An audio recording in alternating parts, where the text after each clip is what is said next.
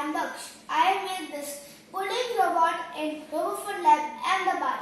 I use parts, smart hub and motor and many more. I have put the small wheels. Then if I put the small wheels, then it cannot